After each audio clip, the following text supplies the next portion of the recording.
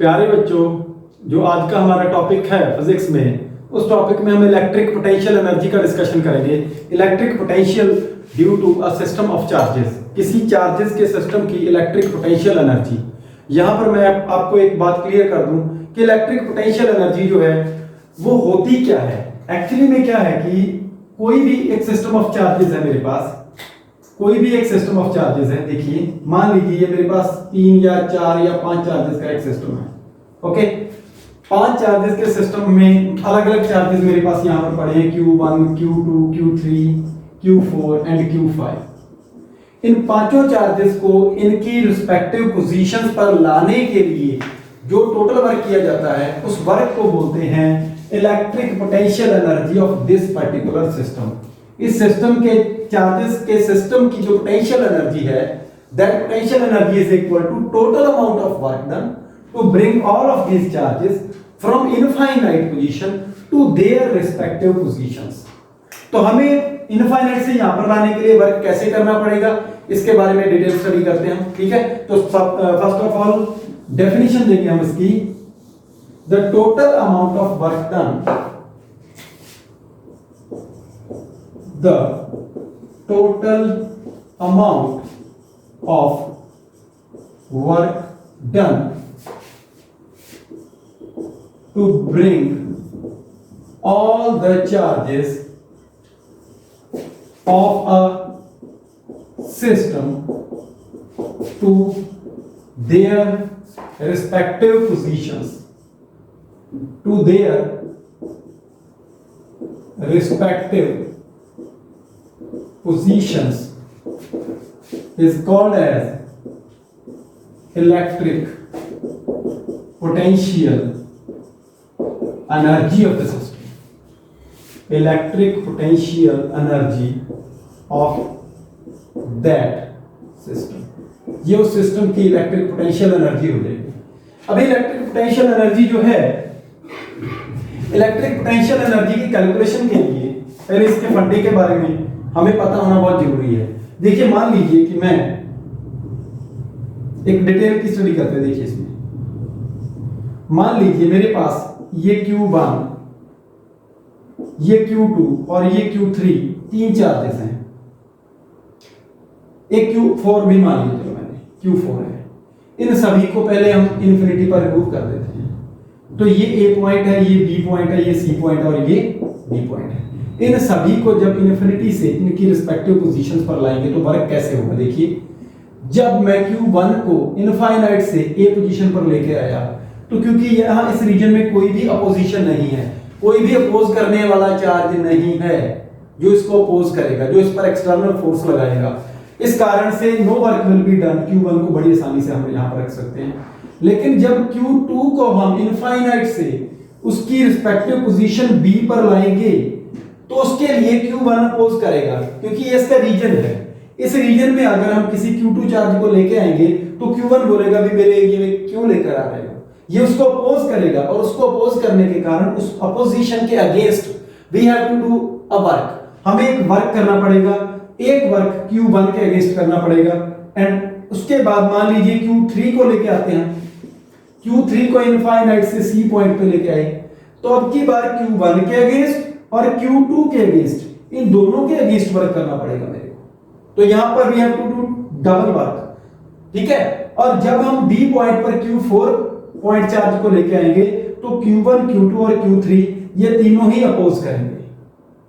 तो इस तरीके से जितना भी वर्क होगा उस सारे वर्क को सम कर लेंगे, टोटल वर्क डन जो कैलकुलेट करेंगे, that is equal to electric potential energy of this system of charges. Okay, तो अभी हम जो कैलकुलेशन कर रहे हैं वो सिंपली 2 पॉइंट चार्जेस के सिस्टम के लिए कर रहे हैं। ये आपको एक बेसिक फंडा बताया मैंने, जिससे हम बड़ी आसानी से इलेक्ट्रिक पोटेंशियल एनर्जी की कैलकुलेशन कर सकते हैं।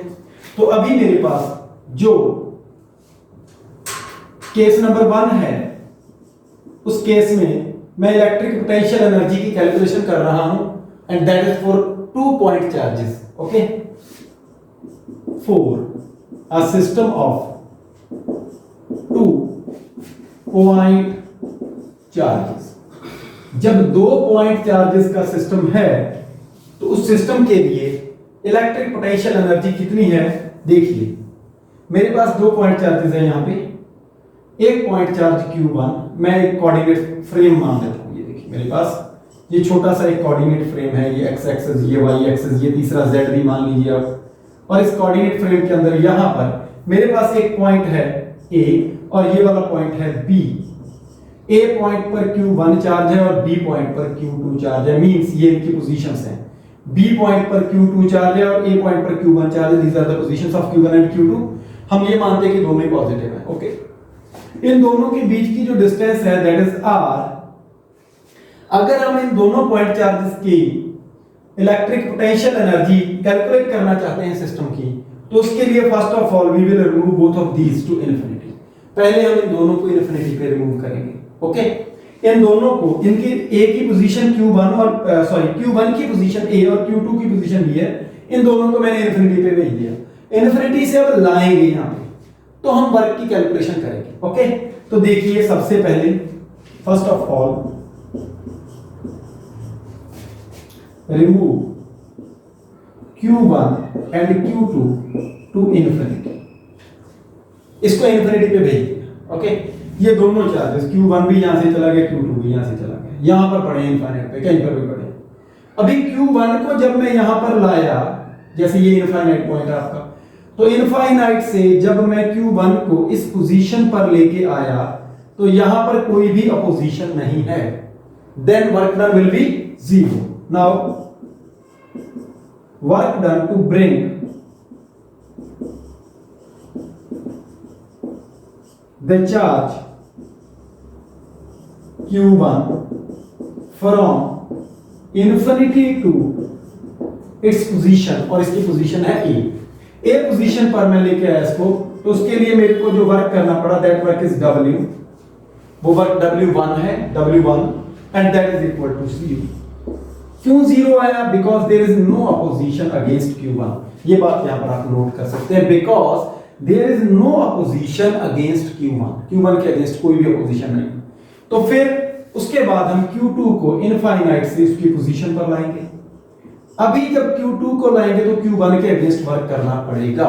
तो उस वर्क की कैलकुलेशन करने के लिए मेरे को पोटेंशियल की जो डेफिनेशन है मैं उसका यूज करूंगा। देखिए ना, Q2 को ला रहा हूं मैं यहां पे, उसके लिए वर्क अगर W है तो W की कैलकुलेशन के लिए मैं मानता हूं कि B पॉइंट पर इसको सोर्स चार्ज मानते हुए Q1 को सोर्स चार्ज मानकर अगर मैं B पॉइंट पर पोटेंशियल की कैलकुलेशन करूं तो वो कितनी आएगी? Now suppose now the potential at B due to charge Q1 at A, Q1 charge के कारण B पॉइंट पे जो पोटेंशियल है उसकी कैलकुलेशन मैंने की, वो मेरी आती है 1/4 pi epsilon not point charge के कारण, और Q बाय R, Q की जगह क्योंकि सोर्स चार्ज Q1 है तो Q1 बाय R। ये आपकी equation number 1 and this one is equation number 2। ये मेरा पोटेंशियल है। B पॉइंट पे पोटेंशियल A के कारण कितना है? V। यहां पर पोटेंशियल है V। ओके, तो वर्क कितना आएगा? Now the work done to bring charge Q2 from infinity to B, इस वर्क को मैं W2 लिखूंगा। फॉर्मूला कहां से? फोर्स इनटू डिस्प्लेसमेंट नहीं लगाना है यहां पे। फॉर्मूला हम देखिए कहां से लाएंगे, potential is equal to work upon test charge.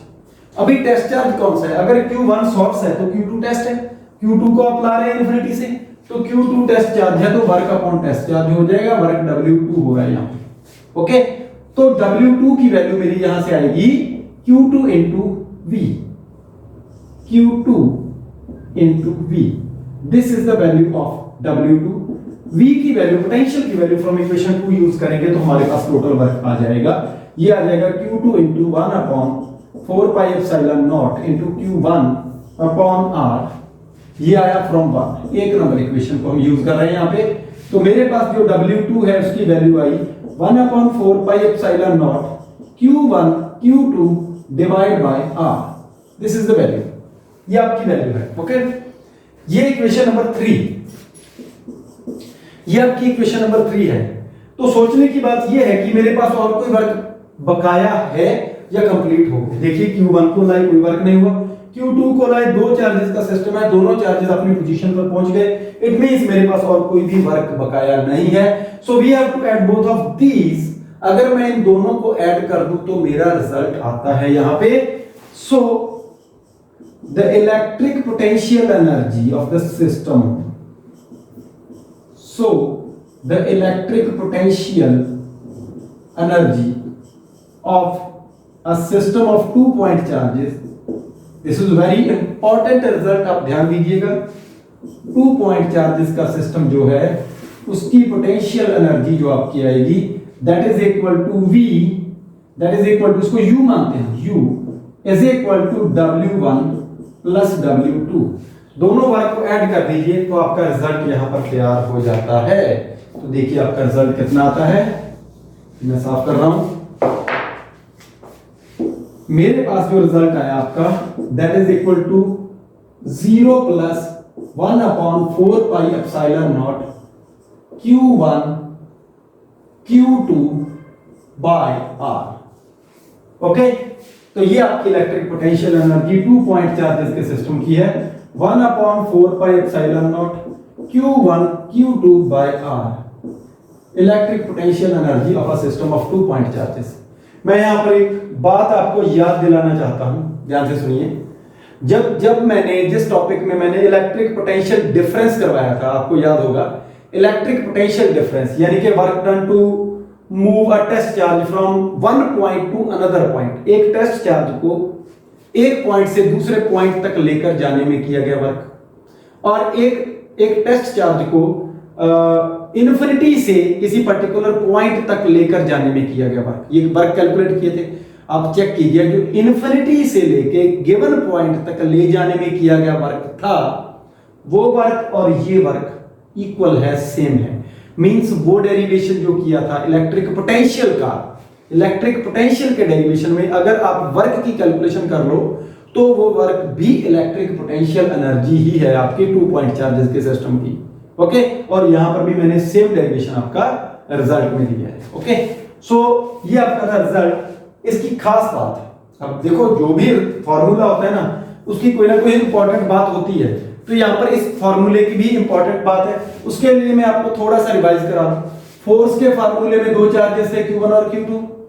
तो जो Q1 और Q2 थे वो दोनों की दोनों वैल्यूज हम पॉजिटिव ही पुट करते थे न्यूमेरिकल प्रॉब्लम्स के अंदर, चाहे वो नेगेटिव होता चाहे वो पॉजिटिव होता। जो इलेक्ट्रिक फील्ड था उसमें एक सोर्स चार्ज आ गया था, एक चार्ज हमारा खत्म हो गया था, और ये चार्ज भी अगर नेगेटिव था चाहे पॉजिटिव था, हम उसको पॉजिटिव ही यूज करते थे।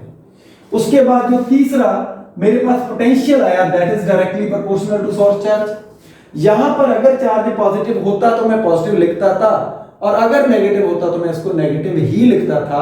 तो यहां पर आकर डिफरेंस पड़ गया। ओके, पोटेंशियल पर आकर चार्ज की वैल्यू अगर पॉजिटिव है तो पॉजिटिव रहेगी, नेगेटिव है तो नेगेटिव रहेगी। तो जब मैं पोटेंशियल एनर्जी के फॉर्मूले में आया तो यहां पर भी ध्यान रखिएगा, अगर आपके ये दोनों चार्जेस Q1 और Q2 पॉजिटिव है तो पॉजिटिव लिखिए, अगर नेगेटिव है तो नेगेटिव लिखिए। अगर एक पॉजिटिव है तो दूसरा नेगेटिव है, तो आप वैसे ही यहां पर पॉजिटिव और नेगेटिव साइन साथ में लगाएंगे। इससे हमें यह पता चलता है कि जो पोटेंशियल एनर्जी है वो पॉजिटिव है या नेगेटिव है। ओके, एक बात मैं यहां पर और क्लियर कर दूं, तो ये बात आपको क्लियर होगी कि ये जो Q1 और Q2 है, दीज मे बी पॉजिटिव और नेगेटिव। ये पॉजिटिव भी हो सकते हैं और नेगेटिव भी हो सकते हैं। एक जो इंपॉर्टेंट बात क्या है कि ये जो फॉर्मूला आपका है, ये फॉर्मूला आपको सिस्टम की नेचर बताता है कि जो सिस्टम है वो अट्रैक्टिव सिस्टम है या वो एक रिपल्सिव सिस्टम है। ठीक है, मान लीजिए, देखिए ध्यान से सुनिएगा, इंपॉर्टेंट चीज है। फॉर अट्रैक्टिव सिस्टम, अगर सिस्टम आपका अट्रैक्टिव है, अगर सिस्टम आपका अट्रैक्टिव है, इट मींस एक चार्ज पॉजिटिव और दूसरा नेगेटिव होना चाहिए। देन आइदर Q1 और Q2 में बी नेगेटिव, एक Q1 और एक पॉजिटिव होगा one charge is positive and other charge must be negative, दूसरा चार्ज नेगेटिव होगा, कोई भी एक नेगेटिव ले लीजिए, उस कंडीशन में आपकी जो पोटेंशियल एनर्जी होगी दैट विल बी नेगेटिव, वो नेगेटिव होगी। इट मींस अट्रैक्टिव सिस्टम्स जो होते हैं उनकी पोटेंशियल एनर्जी हमेशा ही नेगेटिव होती है, ये बात आप केमिस्ट्री में भी कहीं पढ़ चुके होंगे। इसके बाद अगर मैं चाहूं कि रिपल्सिव सिस्टम है मेरे पास, तो रिपल्सिव सिस्टम के लिए जो पोटेंशियल एनर्जी है उसकी वैल्यू मेरे पास पॉजिटिव होगी। क्यों होगी? अगर दोनों चार्ज पॉजिटिव है तो पॉजिटिव और पॉजिटिव पोटेंशियल एनर्जी पॉजिटिव, अगर दोनों चार्ज नेगेटिव है तो negative multiplied by negative that is also positive. तो इस बात का खास ध्यान रखिएगा। ये आपका है electric potential energy due to a system of 2 point charges. अभी 2 की बजाय मेरे पास पॉइंट चार्जेस जो हैं वो 3 हो जाए, अगर 3 हो जाए तो फिर मैं कैलकुलेशन कैसे करूंगा? देखिए case number 2, for a system of 3 point charges, मेरे पास 3 पॉइंट चार्जेस का सिस्टम है, तो 3 पॉइंट चार्जेस के सिस्टम के लिए मैं इलेक्ट्रिक पोटेंशियल एनर्जी की कैलकुलेशन कैसे करूंगा ये आप बड़े ध्यान से देखिएगा। मैंने एक रिजल्ट जो मेरा है उसको मैंने रब नहीं किया, ये मेरा 2 पॉइंट चार्जेस के कारण इलेक्ट्रिक पोटेंशियल का रिजल्ट है। ओके, ये मैंने इसको रब नहीं किया, इसको ऐसे का ऐसे पढ़ा रहने दिया। क्लियर? चलिए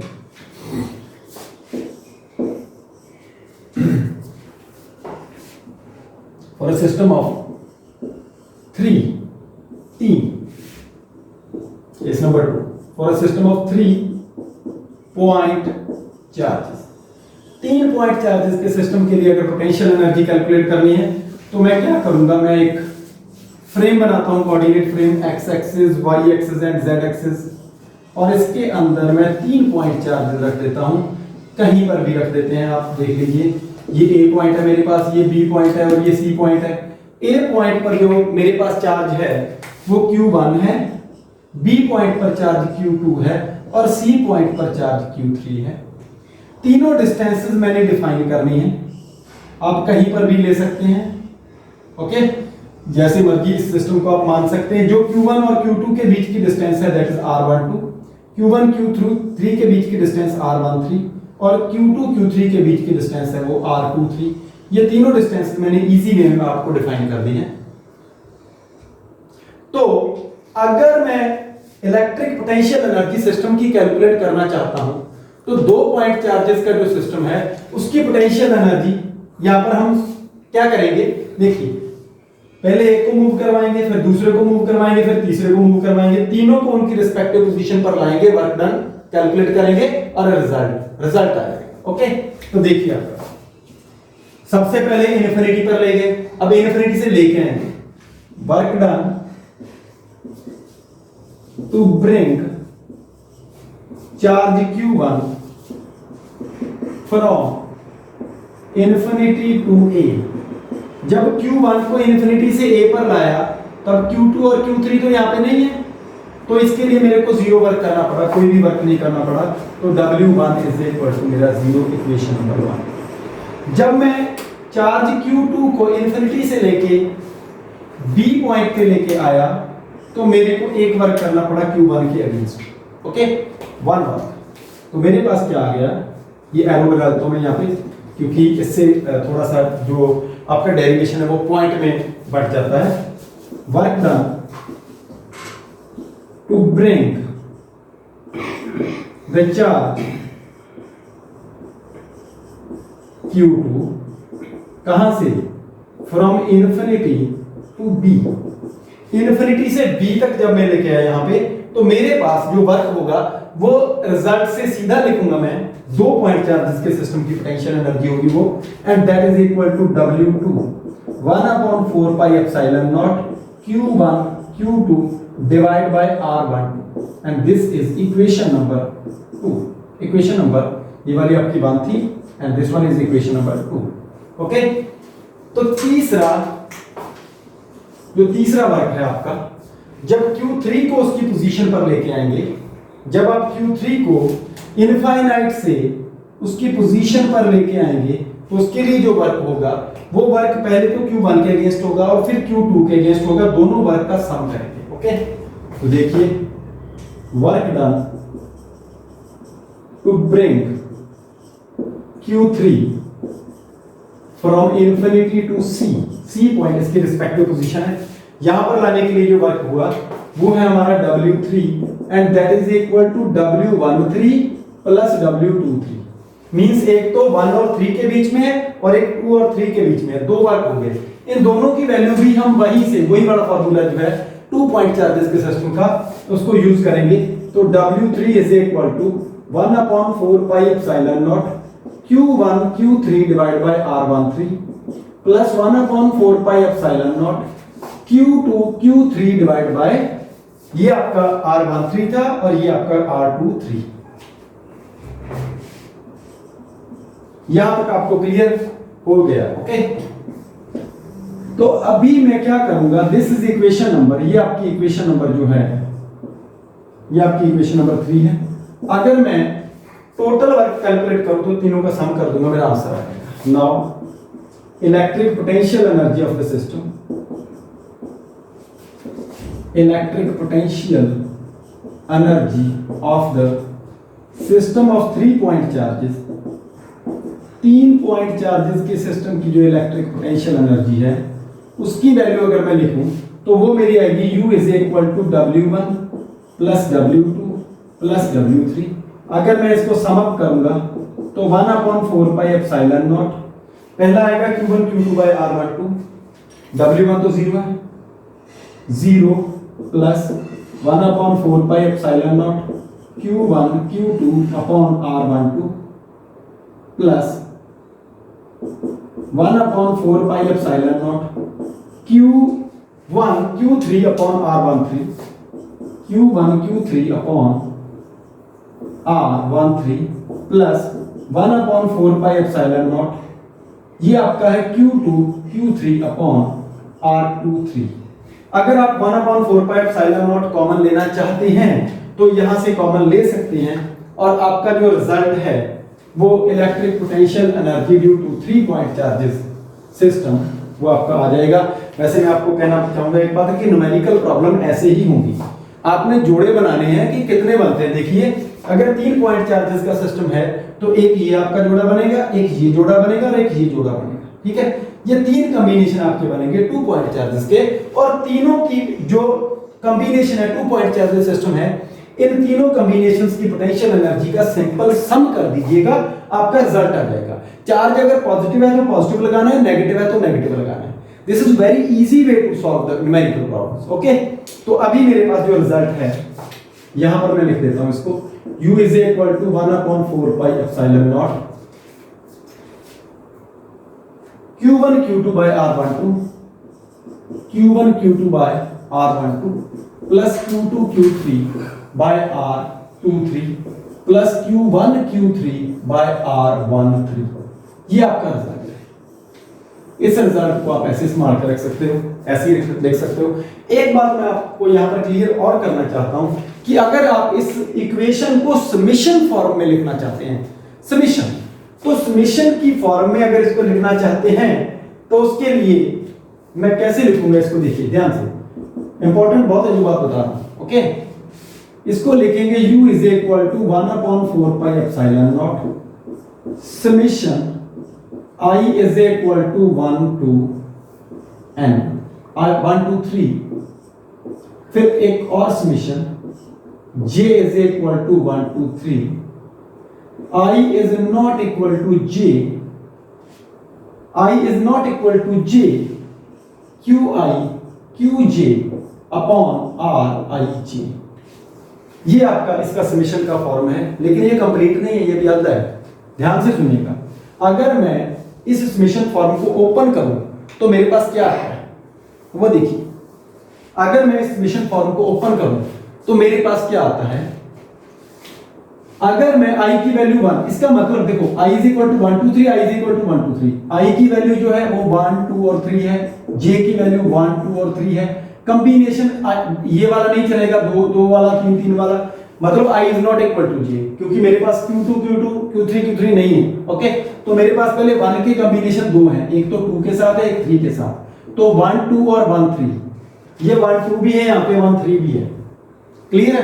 लेकिन जब आप 2 का कॉम्बिनेशन 1 के साथ करोगे तो Q2 Q1 ये रिपीट हो जाएगा और Q2 Q3 आ जाएगा। फिर आप जब 3 का कॉम्बिनेशन 1 से करोगे तो Q1 Q3 भी रिपीट हो जाएगा, Q3 Q2 ये भी रिपीट हो जाएगा। मतलब कहने का ये है कि मेरे पास इस रिजल्ट में ये तीनों कॉम्बिनेशन रिपीट होते हैं, 2 बार लिखे जाते हैं। तो अगर मैं इसको सही करके लिखना चाहता हूं, then we have to multiply this equation with half. इस इक्वेशन को आप हाफ के साथ मल्टीप्लाई कर दीजिए तो ये आपका रिजल्ट आ जाता है इन फॉर्म ऑफ समेशन की फॉर्म। ठीक है बेटा, तो ये आपका था। आपको ज्यादा जो ध्यान रखना है वो यहां पर रखना है। ठीक है, पोटेंशियल एनर्जी कैलकुलेट करनी है, 3 कॉम्बिनेशन बनाइए, सॉल्व कर दीजिए, दैट्स इट। ये तो सिर्फ हाथी के दिखाने वाले दांत हैं। ठीक है, सिर्फ रिजल्ट दिखाना है आपको पेपर में प्रूव करने के लिए बोल दिया तो आप ये करो। यहां पर ये हाफ का एक्सप्लेनेशन आप दे दीजिए। Here the term half is multiplied to avoid, इसलिए to avoid the twice counting of, या to avoid the double counting of every term। जो हर एक टर्म है आपकी, उस टर्म की डबल काउंटिंग को रोकने के लिए हम यहां पर हाफ से इक्वेशन को मल्टीप्लाई करते हैं। तो अगर आप n पॉइंट चार्जेस के सिस्टम की बात करेंगे तो n पॉइंट चार्जेस के सिस्टम के लिए आप यही रिजल्ट जो है उसको, इस रिजल्ट को ही एलिब्रेट कर देंगे, इसको एक्सप्लेन कर देंगे, अलग से कुछ डेरिवेशन करने की आपको जरूरत नहीं है। तो केस नंबर 3 आपका, इसका मतलब ये है कि 3 पॉइंट चार्जेस वाला बहुत इंपॉर्टेंट केस था। ठीक है, for a system of n point charges, n point charges का सिस्टम है, उसके लिए इलेक्ट्रिक पोटेंशियल एनर्जी U, मैं उस रिजल्ट को सीधा उठाऊंगा, हाफ से तो पहले ही मल्टीप्लाई कर लीजिए। ओके, उसके बाद ब्रैकेट स्टार्ट करेंगे हम, 1/4 पाई एप्सिलॉन नॉट लगाएंगे, फिर 2 समेशन लगाएंगे।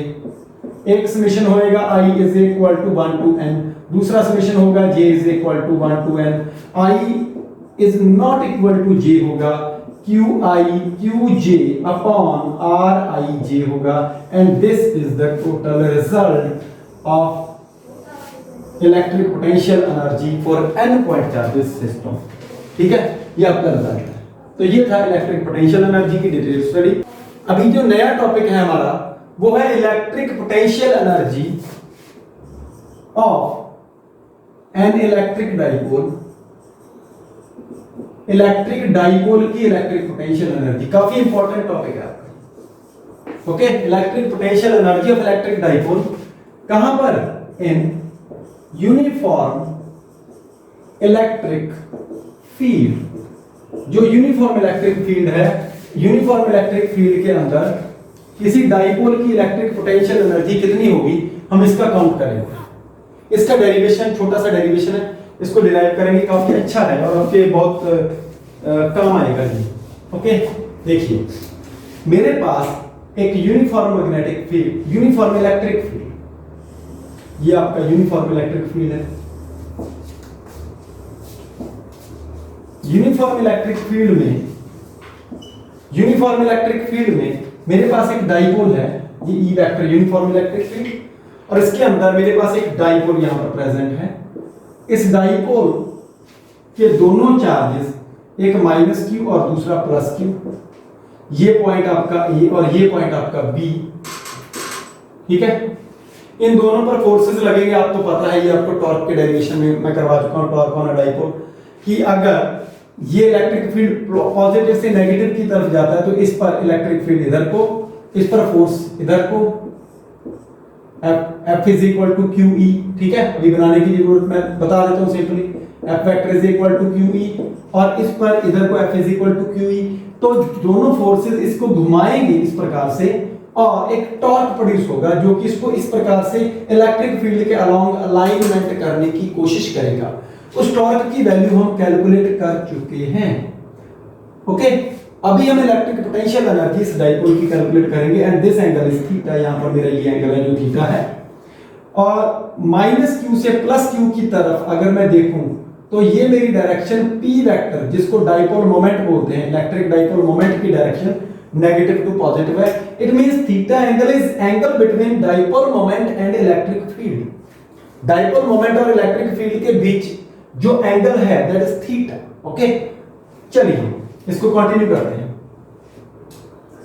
The torque produced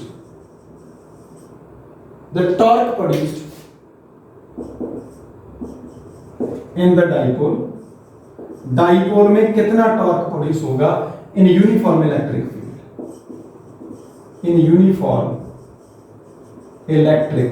field, E vector में इलेक्ट्रिक फील्ड में टॉर्क जो प्रोड्यूस होगा टॉ इज इक्वल टू, उसका फॉर्मूला मैं आपको लिखवा चुका हूं, पीई साइन थीटा या P vector cross E vector.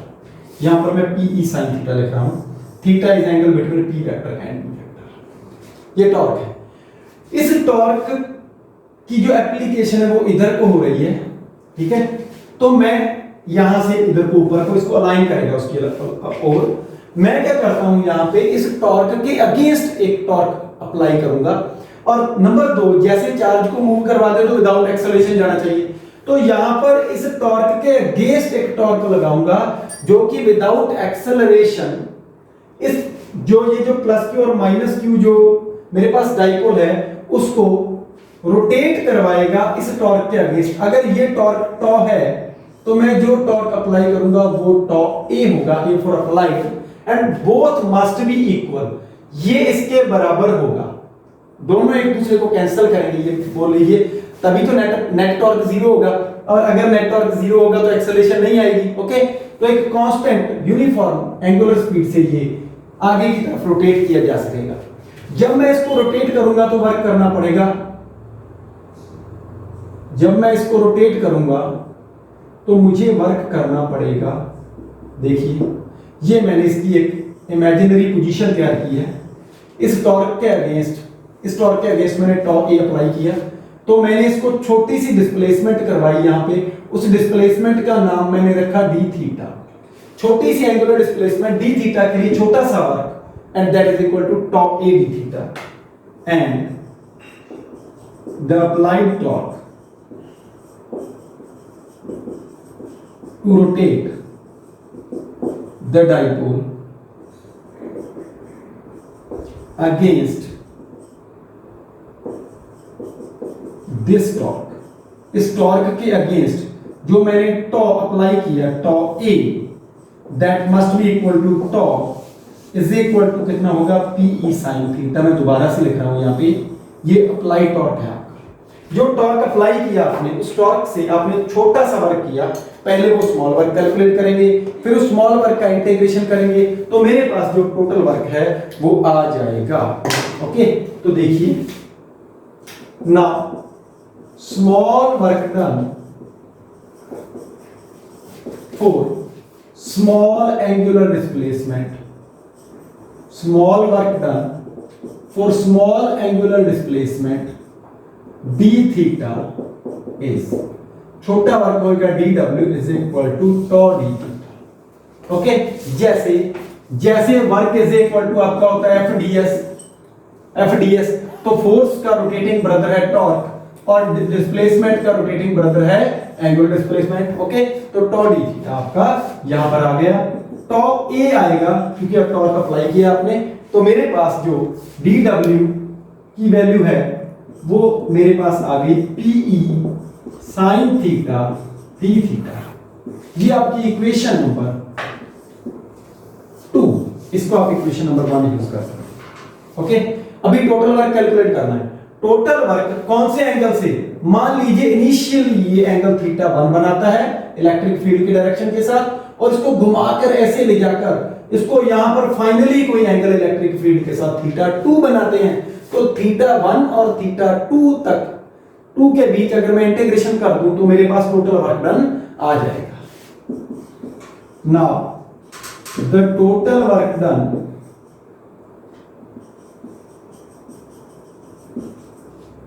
To rotate the dipole को विदाउट एक्सेलरेशन रोटेट करवाना है from theta 1 to theta 2, initial angle theta 1 से फाइनल एंगल थीटा 2 तक, तो मेरे पास जो वर्क आएगा that is equal to D W का आपका इंटीग्रेशन और लिमिट लगेगी थीटा 1 से थीटा 2। ये आपका छोटा सा इंटीग्रेशन है, थीटा 1 से स्टार्ट हुआ थीटा 2 तक। इक्वेशन नंबर 2 को फ्रॉम 2, मैं 2 नंबर इक्वेशन को यहां पर यूज कर रहा हूं, तो मेरे पास आ रहा है PE sine theta D theta. मैं इस वर्क को अगर कैलकुलेट करूं तो पी और ई, पी है डाइपोल मोमेंट, ई इलेक्ट्रिक फील्ड, दोनों यूनिफॉर्म है, कांस्टेंट है, बाहर आ जाएंगे। इंटीग्रेशन मेरा थीटा 1 से थीटा 2 तक sign theta D theta. Okay, अगर मेरा ये इंटीग्रेशन आता है तो साइन थीटा का इंटीग्रेशन आप लिखेंगे W is equal to PE, sine theta का इंटीग्रेशन आपका जो होता है वो होता है माइनस कॉस थीटा, और लिमिट लगेगी आपकी थीटा 1 से थीटा 2 तक। पहले हायर लिमिट, फिर नेगेटिव साइन, फिर लोअर लिमिट, पुराना फंडा है आपका। ओके, उस फंडे को आप यूज कीजिए, तो देखिए आपका जो रिजल्ट आता है वो कितना आता है। आपके पास जो रिजल्ट आया यहाँ पे वो आया work done is equal to PE, यहां आया मेरे पास माइनस कॉस थीटा 2, माइनस अपनी तरफ से माइनस कॉस थीटा 1। ओके, तो यहां पर work done is equal to PE minus cos theta 2 plus cos theta 1, यानी कि work is equal to PE cos theta 1 minus cos theta 2। This is the work done, and यही work done आपकी electric potential energy के बराबर है। जब हम एक इनिशियल एंगल थीटा 1 से थीटा 2 तक इस डाइपोल को रोटेट करवाएंगे तो हमें इतना वर्क कैलकुलेट, इतना वर्क करना पड़ेगा। Okay, this work is equal to electric potential energy of dipole. यहां पर एक बात और है, तो मैं इसको यू लिख देता हूं, इस पोटेंशियल एनर्जी को मैं आपको यू लिख देता हूं। वर्क भी बहुत इंपॉर्टेंट है, कई बार आपको वर्क पूछा जाता है, एक ही बात है, cos theta 1 minus cos theta 2।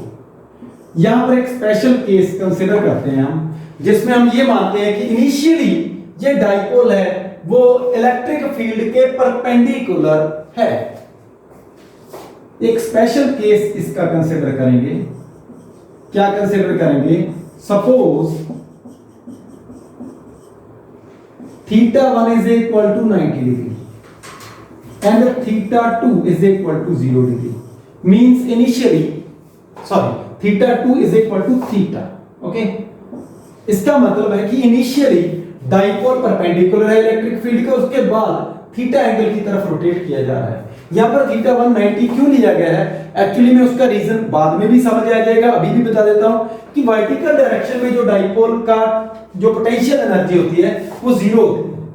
तो 0 से अगर स्टार्ट करोगे तो आपको सिर्फ एक वैल्यू मिलेगी, ठीक है, and that is for single angle. एक एंगल के लिए अगर आपको पूछा जाए कि इस पर्टिकुलर पोजीशन में बताइए इलेक्ट्रिक पोटेंशियल एनर्जी कितनी है, तो एक पर्टिकुलर पोजीशन में इलेक्ट्रिक पोटेंशियल एनर्जी डाइपोल की बताने के लिए हम फार्मूला तैयार कर रहे हैं। ओके, तो वो फार्मूला हमारा होगा U is equal to PE cos 90 minus cos theta, तो आपकी पोटेंशियल एनर्जी आएगी माइनस PE cos थीटा।